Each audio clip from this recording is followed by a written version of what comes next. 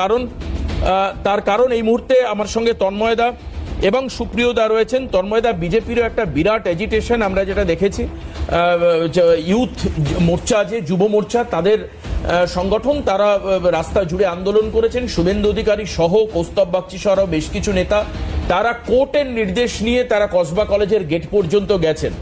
এখন এই ঘটনার পরে যেটা একটা অস্থিতিশীল পরিস্থিতি তৈরি হয়েছে সেটা হচ্ছে অভিভাবকদের কাছেও তারা বাড়ির অন্তত পক্ষে ছেলেদেরকে কলেজে পাঠালেও মেয়েদেরকে পাঠাতে ভয় পাচ্ছে। এই ছবিটা একদম মানে পরিষ্কার হয়ে গেছে যে যদি সত্যি এই ধরনের ঘটনা হয়, এই ধরনের ম্যানিপুলেশন যদি চলতে থাকে, তাহলে কিন্তু আগামী দিনে শিক্ষা ব্যবস্থার থেকেও বড় হচ্ছে বাড়ির মেয়ের নিরাপত্তা নিয়ে একটা বড় প্রশ্ন চিহ্ন উঠবে।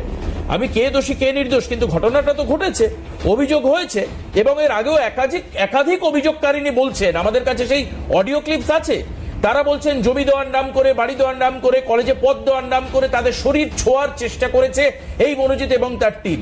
তন্ময়দা, দেখুন, প্রথমেই বলবো যে তৃণমূলের ছাত্র নেতা তৃণাঙ্কুর প্রথমে শুরু করলেন, উনি একটা জলের বোতল দেখালেন, দেখিয়ে বললেন যে কে কেমন ভাবে দেখছে। আমি বলতে পারি বাংলার মানুষ এখন দেখছে ওই জলের বোতলে অর্ধেক আছে কি অর্ধেক নেই সেটা দেখছে না, তারা দেখছে ওই জলটাই বিষাক্ত জল, ওইটা হচ্ছে বিষ মেশানো জল। তারা তাদের কাছে এসে যায় না ওটা অর্ধেক আছে না অর্ধেক নেই, এইভাবে তারা দেখছে। দ্বিতীয়ত তিনি বললেন এই কথা যে এইটা যেটা হয়েছে যেটা হচ্ছে আমি সাম্প্রতিককালে দেশে কোথাও শুনিনি, যে একটা আইন কলেজে একজন ছাত্রীকে সেখানকার ছাত্ররা গণধর্ষণ করছে। তো এইটা ঘটনার পরে তিনি বলছেন বিচ্ছিন্ন ঘটনা।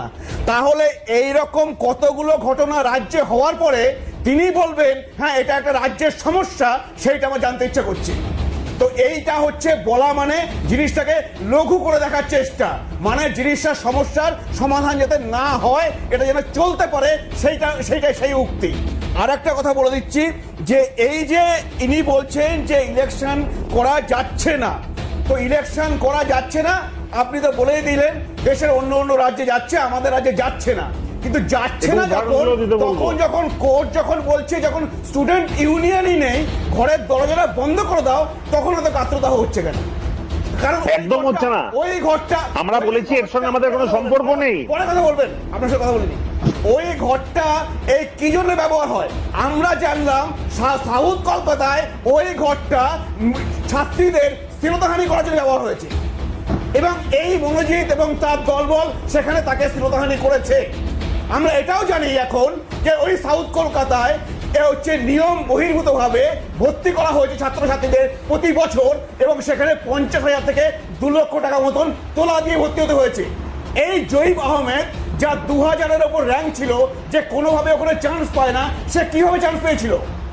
আমি বলবো এই শুধু এই গ্যাং রেপ নয়, এখানে এইটাও আনতে হবে তদন্তের মধ্যে যে এইখানে যে ইনচার্জ আছেন, প্রিন্সিপালের জায়গায় বসে আছেন বা গভর্নিং বডি, তারা কি করে এই ছাত্রদের অ্যাডমিশন দিয়েছে। তন্ময়দা, আপনি যখন বলছেন এই গভর্নিং বডির কথা, এই গভর্নিং বডির যিনি প্রধান, না একদম ঠিক, এই গভর্নিং বডির যিনি প্রধান তার সঙ্গে মনোজিতের একটা আত্মিক সম্পর্ক ছিল। এই গভর্নিং বডির মানে মনোজিৎ তৃণমূল করে না, এটা যেমন তৃণাঙ্কুর বলছে, তৃণাঙ্কুর হয়তো বা লাইভ অনুষ্ঠানে বলতে পারবেন না যে গভর্নিং বডির প্রধান তৃণমূলের বিধায়ক নন, এটা বলা সম্ভব নয়। আমি এই যে ফেস্টের নামে টাকা তোলা হচ্ছে, এগুলোকে কেউ ডোনেট করছে নাকি, জোর করে নিয়ে নেওয়া হচ্ছে না? আমি তারপরে এই সাউথ কলকাতায় আমি শুনতে পেলাম যে এটাকে টি শার্ট বিক্রি করার নাম করে 600 টাকা করে তোলা হয়েছে এবং অনেকে সেই টি শার্ট পায়নি। এরকম একাধিক অভিযোগ থাকতে পারে, তন্ময়দা থাকতে পারে, কিন্তু তন্ময়দা যে ছবি যেটা বলছে, আমি তৃণাঙ্কুরের সামনে, সায়নের সামনে তন্ময়দা এবং দাদা রয়েছেন সুপ্রিয়দা, একটা ছবি রাখবার চেষ্টা করি যেখানে দেখা যাচ্ছে গভর্নিং বডির প্রধান 6 বারের বিধায়ক, তৃণমূল কংগ্রেসের হয়ে 5 বার